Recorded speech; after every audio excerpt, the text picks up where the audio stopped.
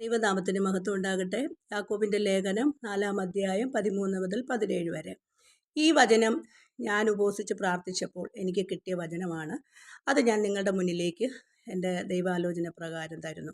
അതായത് ഞാനൊരു ബിസിനസ് തുടങ്ങുവാൻ, സുവിശേഷ വേലയിൽ ഞാൻ സുവിശേഷം പറയാൻ പോകുന്നതിനിടയിൽ ഒരു തയ്യൽക്കട തുടങ്ങുവാനായിട്ട് ആഗ്രഹിച്ചു. അപ്പോൾ അതിൽ നിന്ന് ദൈവം ഞാൻ ഉപവസിച്ചപ്പോൾ എനിക്ക് തന്നതാണ്. അപ്പോൾ അതിൽ നിന്ന് എനിക്ക് പിൻവാങ്ങുവാനായിട്ട് ദൈവം ആലോചന തന്ന് അത് പ്രകാരം അനുഗ്രഹിച്ചൊരു വചനമാണ്. ഇത് നിങ്ങളെയും അനുഗ്രഹിക്കും. നിങ്ങളുടെ ഈ ജീവിതത്തിൽ ഇത് വലിയൊരു അനുഗ്രഹമായി തീരും.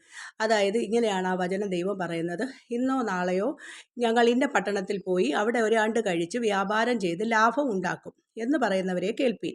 നാളത്തേത് നിങ്ങൾ അറിയുന്നില്ലല്ലോ. നിങ്ങളുടെ ജീവൻ എങ്ങനെയുള്ളത്? അല്പനേരത്തേക്ക് കാണുന്നതും പിന്നെ മാഞ്ഞു പോകുന്നതുമായ ആവിയല്ലോ.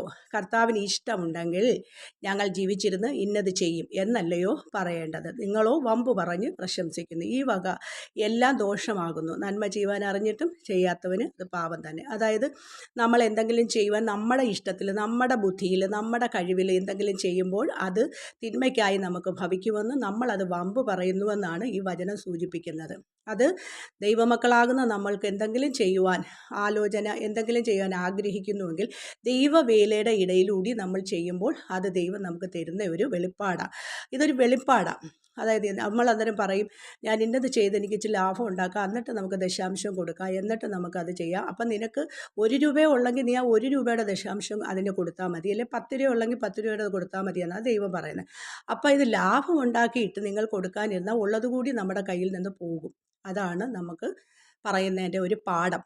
അങ്ങനെ എനിക്കിതിൽ നിന്ന് പെട്ടെന്ന് മാറുവാനാണ്. ഞാൻ ഇന്നും അന്നും സുവിശേഷ വേല ചെയ്യുമ്പോൾ എങ്ങനെയൊക്കെയോ ജീവിതത്തിൽ ദൈവം നടത്തുന്ന പ്രകാരം നടന്നു പോകുന്നു. നാളെക്കുറിച്ച് ഞാൻ പ്രശംസിക്കാറില്ല. അതായത് ലാഭം ഉണ്ടാക്കാൻ എനിക്ക് അതിനെക്കുറിച്ച് ചിന്തിക്കാനും അറിയില്ല. അപ്പോൾ ദൈവം തന്നു. അപ്പോൾ എനിക്ക് അതിൽ നിന്ന് പിന്മാറുവാനായി ഇടവരും. നിങ്ങളും എന്തെങ്കിലും ഒരു കാര്യം ദൈവമക്കളാകുന്നവർ ചെയ്യുമ്പോൾ ഈ വചനം ഓർക്കുന്നത് നല്ലതായിരിക്കും. അതായത് നമ്മൾ തന്നെ പറയുന്നു, നാളെയോ നമ്മൾ ഇന്നത് ചെയ്തിട്ട് നമുക്കതിൽ ലാഭം ഉണ്ടാക്കാം, പിന്നെ പറയും ഇന്ന സ്ഥലത്ത് പോയി നമുക്ക് ഇന്നത് ചെയ്യാം എന്ന് നമ്മളിത് ചിന്തിക്കും. എന്നാൽ അതെല്ലാം പ്രാർത്ഥനയോടല്ലാത്തത്, ദൈവം തരാത്തതൊന്നും നമ്മളുടെ കരങ്ങളിൽ നിൽക്കയില്ല. അതാണ് ദൈവം ഇവിടെ ഒരു വാക്ക് പറയുന്നുണ്ട്, അത് വമ്പ് പറയുകയാണ്. അതുപോലെ തന്നെ നമ്മൾ ചിലർ നന്മ ചെയ്യാൻ അറിഞ്ഞിട്ടും ചെയ്യാത്തവർക്ക് അത് പാപം തന്നെ. അത് നോക്ക്, എത്ര പാപമാണ് ദൈവം പറയുന്നത്.